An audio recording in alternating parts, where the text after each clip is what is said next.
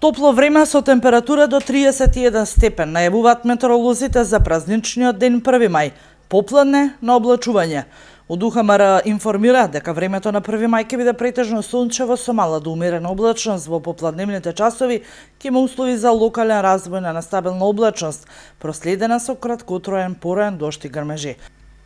Времето утре во Струмица и околината ќе биде сончево и топло, попладне ќе има појава на умерена облачност, ќе дува и слаб до умерен ветер од јужен правец. Утринската температура ќе се спушти до 10, а дневната ќе достигне до 29 степени.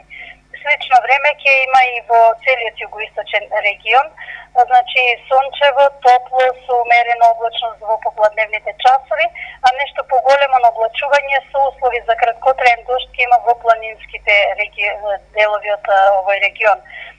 Температурата без поголеми промени ќе биде и во наредните денови, меѓутоа со тоа што е веќе кажеме четврток веќе следува период на променливо облачно време со повремени врнежи од дожд кои во попладневните часови ќе бидат поројни, проследени со појава на грмежи.